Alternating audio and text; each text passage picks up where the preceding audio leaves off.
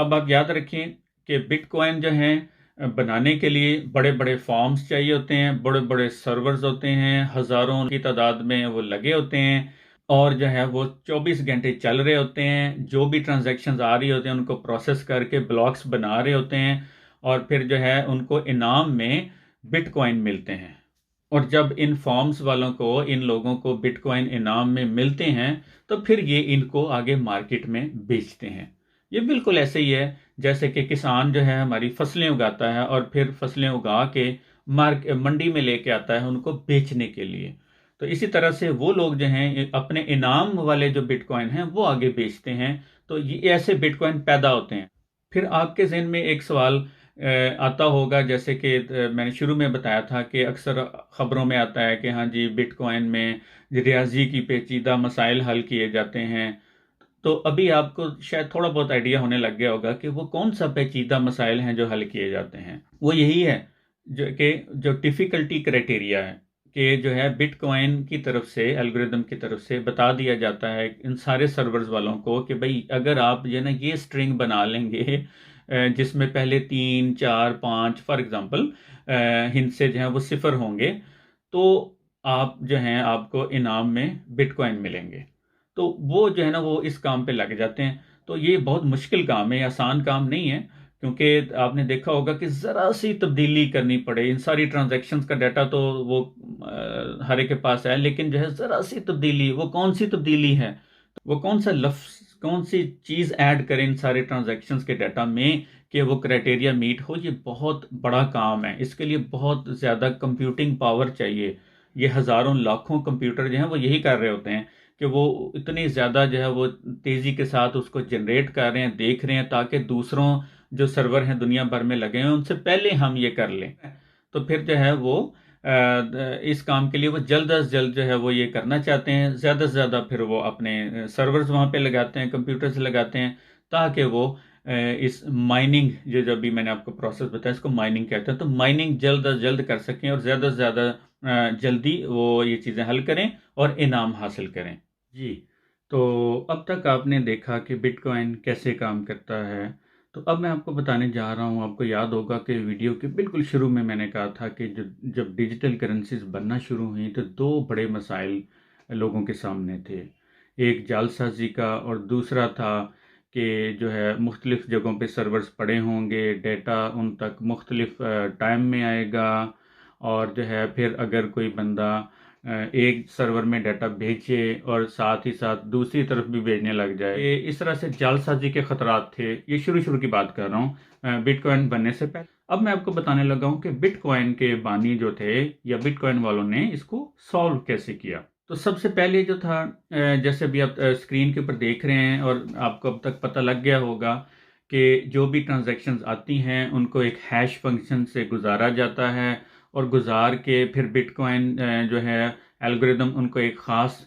Difficulty criteria دے دیتا ہے کہ بھئی یہ جو ہے نا جو آپ کا فائنل جو ہیش ہوگا، فائنل جو آپ کی سٹرنگ نکلے گی وہ اس کرائٹیریا پہ میٹ ہونی چاہیے۔ تو ان سارے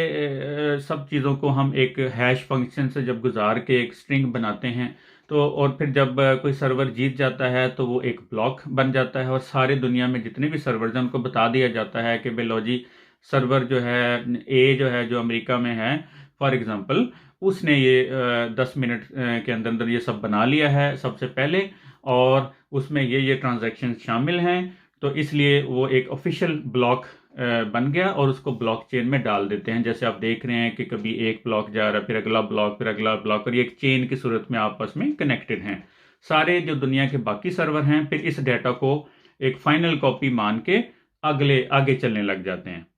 اب جو آپ ایک تصویر دیکھ رہے ہیں اس میں بالکل اس بلاک کو اندر سے دکھایا گیا ہے، کہ جیسے آپ دیکھ رہے ہیں کہ مختلف ٹرانزیکشنز ہیں، اور پھر جو ہے اس میں ساتھ لکھا ہوا ہے کہ پچھلے بلاک کا کیا نمبر تھا اور اس بلاک کا کیا نمبر ہے۔ اس بلاک کا نمبر ایک اور انداز میں یہاں پہ دکھایا گیا ہے جس کو لکھا ہوا ہے کہ پروف آف ورک، اور ایک اور کانسیپٹ ہے پروف آف سٹیک۔ یہ دو بالکل ایک ڈفرینٹ قسم کی ٹرمینالوجیز ہیں جو میں آپ کو اگلی کسی ویڈیو میں بتاؤں گا، فی الحال اس کی ضرورت نہیں ہے۔ تو پروف آف ورک ابھی کے لیے سمجھنے کے لیے یہ ہے، جیسے انگلش سے ظاہر ہو رہا ہے کہ جو میں نے کام کیا اس کا پروف، تو مطلب ہے آپ نے دیکھا ہوگا کہ بٹ کوائن کے سرورز جو ہیں بہت بڑی تعداد میں ٹرانزیکشنز کو پروسیس کرتے ہیں، پھر ان کو ہیش فنکشن سے گزارتے ہیں، پھر وہ جو میتھمیٹیکل پزل ہے، جو ریاضی کا پیچیدہ مسئلہ ہے، جو کہ ڈیفیکلٹی کرائٹیریا ان کو دیا جاتا ہے کہ اس کے مطابق جو ہے اس خاص پیٹرن کے اندر اپنی سٹرنگ بنائیں، جو رزلٹ بنائیں. تو یہ جو ہے یہ اتنا بڑا کام کرتے ہیں. تو اس کا پروف یہ نکالا انہوں نے، یہ دیکھیں جی پروف ہمارا کہ میں نے جو ہے نا یہ سٹرنگ بنا لی ہے. تو اس کو پروف آف ورک کہا جاتا ہے. اور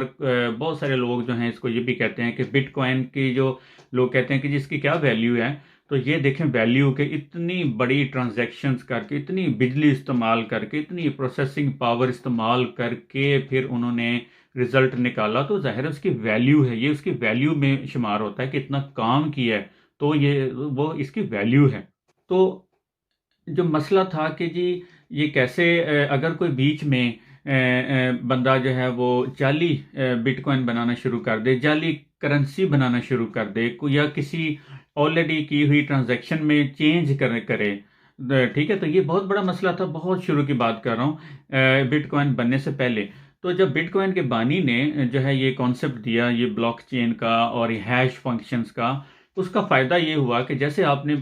پہلے دیکھا ویڈیو میں کہ میں نے اسد لکھا تو بٹ کوائن کے ہیش فنکشن نے ایک سٹرنگ اس کی بنائی، لیکن میں نے اسد کے ساتھ بالکل چھوٹا سا اضافہ کیا، ایک ڈاٹ لگا دیا بس، تو جو سٹرنگ آئی وہ بالکل ڈیفرنٹ تھی. اسی طرح سے آپ دیکھ سکتے ہیں کہ اگر کوئی بندہ ان جو ٹرانزیکشنز آپ کو اسکرین پہ نظر آ رہی ہیں ان میں ذرا سی بھی کوئی تبدیلی کرے، تو آپ خود اندازہ لگا سکتے ہیں کہ جو ہیش آئے گا، جو رزلٹ کی سٹرنگ آئے گی وہ بہت ڈیفرنٹ ہوگی. اور اگر کوئی آلریڈی بنی ہوئی ٹرانزیکشنز کے اندر کوئی بندہ چینج کرے گا تو کیا ہوگا، تو بھی ساری چین گڑبڑ ہو جائے گی، کیونکہ جو ہے نا جی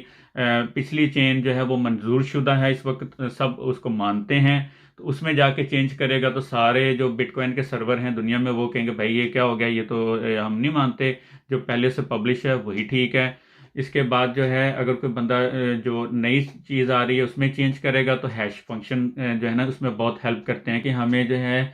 ڈیٹا کی انٹیگریٹی، مطلب ہے کہ اس کو جو ہے کوئی بندہ اس میں چینج کرے تو فوراً پکڑا جائے گا. تو یہ اس کے لیے ہیش فنکشن بہت مددگار ہیں. تو اس طریقے سے انہوں نے وہ مسئلہ سالو کر دیا کہ بھئی چینج نہیں کوئی کر سکتا، چینج کرے گا تو فوراً پکڑا جائے گا. جو دوسرا ایشو تھا کہ اگر جو ہے وہ ڈیٹا جو ہے وہ ہزاروں لاکھوں لوگ ٹرانزیکشنز کر رہے ہوں گے، مختلف سرور دنیا میں مختلف جگہوں پہ پڑے ہوئے ہیں، لگے ہوئے ہیں، تو ان تک اگر ڈیٹا سلو جا رہا ہے اور اگر ایک بندے نے ایک ٹرانزیکشن بھیجی ہے کی ہے، وہ ایک سرور تک سلو جا رہی ہے، دوسرے کو بھی پتہ ہی نہیں ہے کس نے کی بھی ہے کہ نہیں کی، تو ادھر جو ہے نا ان کو کہہ دے کہ ہاں جی میرے پاس ابھی سارے پیسے پڑے ہوئے ہیں، یہ لے میں نے ایک اور ٹرانزیکشن، تو کیا ہوگا. نے بھی جو سرورز ہیں دنیا بھر میں جو ہی کوئی ایک بلاک بنتا ہے تو پھر وہ سارے سرور جو ہے نا اس کو ماسٹر کاپی مان لیتے ہیں اور اپنے آپ کو اپڈیٹ کر لیتے ہیں کہ ہاں بھی ٹھیک ہے اب سے جو ہے نا یہ جو ہے وہ ماسٹر کاپی ہے، اور اس کے بعد ساتھ ہی وہ نئی آنے والی ٹرانزیکشنز کو پروسیس کرنا شروع کر دیتے ہیں. اور ہو سکتا ہے اب اگر ہم مثال لیں کہ جو امریکہ میں ایک سرور ہے وہاں پہ ڈیٹا جلدی چلا گیا، اور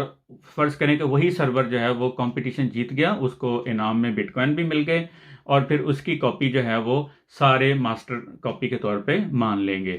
اب جو فن لینڈ میں جو سرور تھا وہاں پہ ڈیٹا تھوڑا سا سست رفتار میں گیا،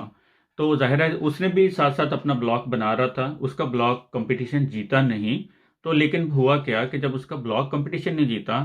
امریکہ والا جیت گیا، تو اب وہ کیا کرے گا کہ اب وہ اپنے بلاک میں دیکھے گا، وہ اس کو پتہ لگے گا وہ یار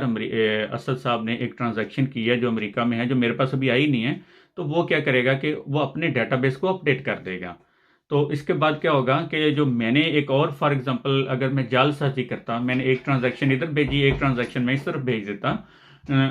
فن لینڈ کی طرف، تو فن لینڈ والا دیکھتا کہ یار اسد نے تو ایک ٹرانزیکشن پہلے کی ہے ادھر امریکہ میں کر دی ہے اور وہ ماسٹر کاپی کے طور پر میں قبول کر رہا ہوں، تو یہ جو ہے نا یہ لگتا ہے کہ جعلی ہے، تو یہ وہ اس کو ریجیکٹ کر دے گا. تو اس طرح سے اس میکانزم کے تحت جو ہے انہوں نے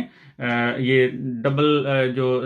لوگ ایسے جعل سازی کر سکتے تھے اس کو بھی روک دیا. اور ساتھ ساتھ اس سے یہ مسئلہ بھی حل ہو گیا کہ اگر جو ہے بہت سارے لوگ جو ہیں مختلف جگہوں پہ ٹرانزیکشنز کر رہے ہیں اور ان کا ڈیٹا ہر سرورز میں جا رہا ہے اور اگر کھچڑی سی مچی ہوگی تو بھی کیا ہوگا کہ ٹھیک ہے جو بھی سرور جیتے گا اس کی کاپی ماسٹر تسلیم کی جائے گی، باقی سارے اس کو جو ہے نا اپنے ڈیٹا کو اپڈیٹ کر دیں گے کہ ٹھیک ہے اب سے یہ ہمارا ڈیٹا ہے جس میں ساری ٹرانزیکشن ہیں، ہم اس کو مانتے ہیں، اور جو اب ہمارے پاس جو رہ گئی ہیں ٹرانزیکشنیں جو کہ ہم نے ابھی پروسیس نہیں کی تھی ان کو پکڑتے ہیں، وہ اپنے ڈیٹا بیس کو اپڈیٹ کریں گے، اور پھر جو ان کے پاس نہیں آ رہی ہیں ان کو بھی پکڑیں گے اور پھر بلاک بنانے کی کوشش کریں گے۔ تو اس طرح سے سلسلہ جاری رہتا ہے، تو 1 2 3 یا کچھ بلاکس بننے کے بعد جو ہے نا سارے آپس میں سنک ہو جاتے ہیں۔ تو یہ تھے 2 3 جو بڑے بڑے مسائل جو ہیں یہ اس طریقے سے بلاک چین ٹیکنالوجی کی مدد سے ڈیجیٹل کرنسی کے لیے سالو کیے گئے۔ امید ہے کہ اب آپ کو ان کا آئیڈیا ہو گیا ہوگا کہ جی بٹ کوائن کا ٹوٹل آئیڈیا کہ وہ اس کے پیچھے تھیوری کیا ہے، کیوں بنایا، کیسے بنایا، اور وہ جو پرابلمس تھے وہ کیسے سالو ہوتے ہیں۔ یہاں تک تو آپ نے دیکھا کہ بٹ کوائن کیسے بنائے جاتے ہیں۔ اب میں آپ کو اگلی ویڈیو میں یہ بتانے والا ہوں کہ بٹ کوائن جو انعام میں ملتے ہیں ہر مائنر کو ہر بلاک بنانے کے اوپر وہ کتنے ملتے ہیں، اور اس کا عمل دخل کیا ہے بٹ کوائن کے پوری ہسٹری کے اندر۔ یہ جو مائننگ کا ریوارڈ ہے اس کا بہت بڑا عمل دخل ہے، وہ میں آپ کو بتانے والا ہوں، اور پھر یہ بتاؤں گا اگلی ویڈیو میں کہ بٹ کوائن کا ریٹ جو ہے وہ اوپر نیچے کیسے ہوتا ہے، کیوں ہوتا ہے، اور اس کے ساتھ ساتھ یہ بھی بتاؤں گا کہ جیسے بہت سارے لوگوں کو پتہ ہے کہ جی 2017 میں انہوں نے بٹ کوائن لیے اور لیتے ساتھ ہی جو ہے جی اس کا ریٹ نیچے چلا گیا، تو لوگوں کا بہت زیادہ نقصان ہوا، اور کچھ نے جو ہے نا وہ متنفر ہو گئے کہ یار یہ تو ہمارے بہت پیسے ڈوب گئے ہیں، اور ابھی تک زیادہ لوگوں کو یہی پتہ ہے کہ جی وہ 2017 میں تو بڑا نقصان ہو گیا ہمارا، تو اب پتہ نہیں 2000 ابھی کیا ہوگا، ابھی لینے چاہیے کہ نہیں لینے چاہیے، یہ نہ ہو کہ پیسے ڈوب جائیں۔ تو ان سارے سوالات کے جواب بھی میں آپ کو اگلی ویڈیو میں دوں گا۔